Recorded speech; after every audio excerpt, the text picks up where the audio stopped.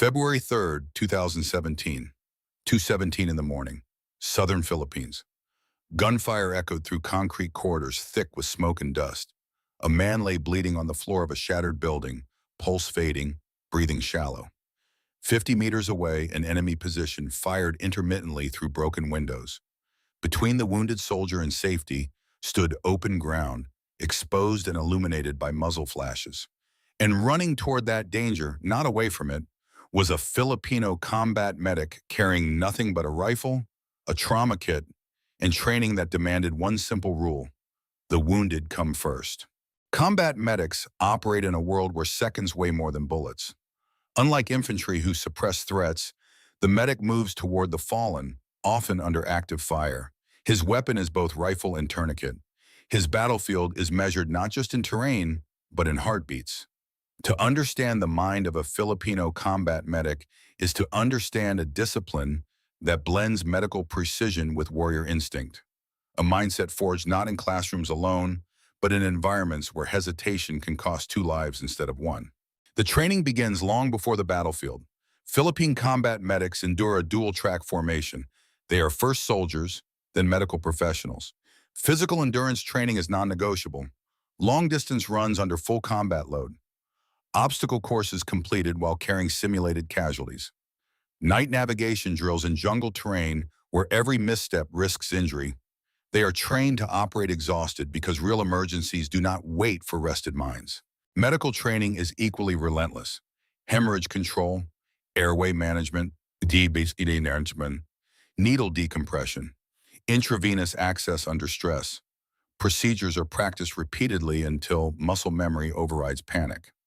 Instructors introduce chaos deliberately: smoke machines, live gunfire simulations, shouting, time limits. The goal is not comfort. The goal is controlled cognition under adrenaline saturation. A Filipino combat medic is trained to recognize poor fear not as an enemy, but as information.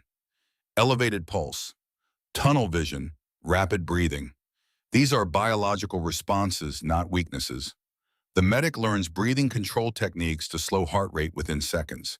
He rehearses decision trees mentally so that even in shock, actions follow structure. Fear becomes data.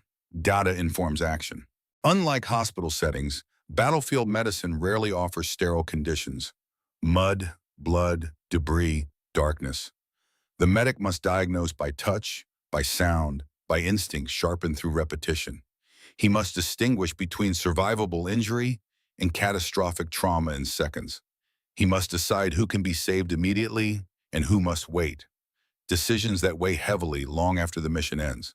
Filipino combat medics often train in jungle environments characterized by humidity exceeding 90%. Equipment becomes slippery. Visibility drops rapidly at dusk. Insects swarm exposed wounds. Evacuation routes are rarely straight. Carrying a casualty through dense vegetation requires not only strength, but coordination with the unit to prevent ambush during extraction. Medical skill alone is insufficient. Tactical awareness must remain intact. One of the defining elements of their preparation is casualty evacuation under live fire simulation. Instructors fire blanks while trainees drag or carry weighted mannequins across uneven ground. The medic must apply a tourniquet within strict time limits while maintaining situational awareness. He must shout commands, coordinate suppressive fire, and move without exposing both himself and the patient unnecessarily. Efficiency is survival. The psychological conditioning extends further. Combat medics are exposed to graphic trauma imagery during training to desensitize shock response. They rehearse scenarios involving amputations, blast injuries, and multiple casualties. This is not to numb empathy, but to preserve functionality. Compassion without composure cannot save lives. Sleep deprivation exercises are integrated deliberately. Medics perform complex procedures after extended hours without rest. Cognitive tests are administered mid-drill to measure decision clarity. The lesson is harsh but necessary. The battlefield does not schedule emergencies conveniently. Filipino military culture emphasizes collective responsibility. The medic is not viewed as separate from the unit. He is a rifleman who carries additional burden. Trust between medic and squad is built through shared hardship. When a soldier falls, the medic does not hesitate because he has trained beside that soldier, marched beside him, endured rain and heat together. Fear in combat often stems from unpredictability. To counter this, training introduces controlled unpredictability. Drills are modified without warning. Simulated ambushes interrupt medical procedures. Radio communications fail intentionally to force adaptability. The medic learns that flexibility under stress prevents paralysis. Instructors emphasize a principle repeated relentlessly: treat what kills first. Massive bleeding, airway compromise, detention pneumothorax, these are prioritized automatically. The medic does not treat the most dramatic wound first. He treats the most lethal. Structured triage overrides emotional impulse. Another component of their preparation involves environmental adaptation. Operations in coastal areas require knowledge of saltwater contamination management. Mountain deployments demand altitude awareness and hypothermia prevention. The Filipino combat medic trains across terrain types to prevent environmental shock during deployment. Equipment discipline is drilled meticulously. Every item in the trauma kit has designated placement. Under stress, searching wastes time. Repetition ensures that even blindfolded, the medic can locate tourniquets, hemostatic agents, chest seals, order counters, chaos. Live scenario evaluations test leadership as much as medicine. When multiple casualties occur, the medic must command nearby soldiers to assist. He must maintain authority even when younger or lower in rank than those he directs. Clarity of voice, not volume, establishes control. The mental resilience component often extends beyond the battlefield. Medics are briefed on post-traumatic stress awareness, both in patients and themselves. They are taught debriefing protocols, psychological check-ins, and peer support mechanisms. Strength includes seeking help when needed. A critical aspect of training is time compression. Instructors use countdown timers during procedures. 30 seconds. 10 seconds. The pressure forces efficiency.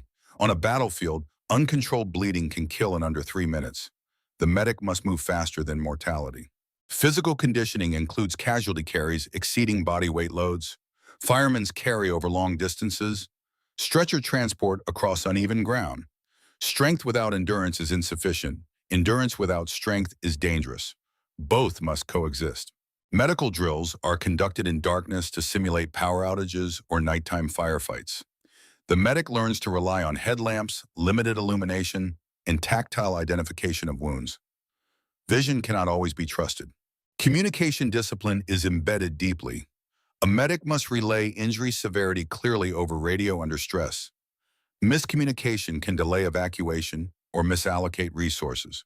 Structured reporting formats are memorized and practiced. The training also reinforces humility. A medic cannot save everyone. Acceptance of this reality prevents paralysis when outcomes fall outside control. The objective is to maximize survivability within circumstances, not to guarantee miracles. During field exercises, simulated mass casualty events are staged. Multiple injuries occur simultaneously. The medic must triage swiftly, apply life-saving interventions, and coordinate evacuation priorities. Decision fatigue becomes a test in itself. The Filipino combat medics training is rooted in the understanding that fear never disappears entirely. It is managed. It is structured. It is anticipated. Courage is not absence of fear. It is disciplined action despite it. In real combat, medics often recount that their training narrows perception. Instead of chaos, they see sequence. Identify bleeding, apply pressure, secure airway, reassess. Structure overlays disorder. The unit's confidence in the medic becomes psychological reinforcement. Soldiers fight knowing someone trained intensely stands ready to intervene. That trust enhances morale and operational effectiveness. International joint exercises have exposed Filipino combat medics to allied standards, further refining procedures. Adaptability across coalition operations ensures interoperability and maintains high professional benchmarks. Ultimately, what defines their preparation is repetition under stress.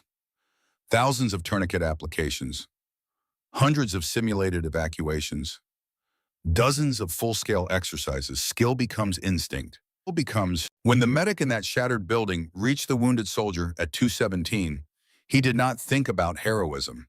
He applied pressure to the wound, secured a tourniquet, signaled extraction.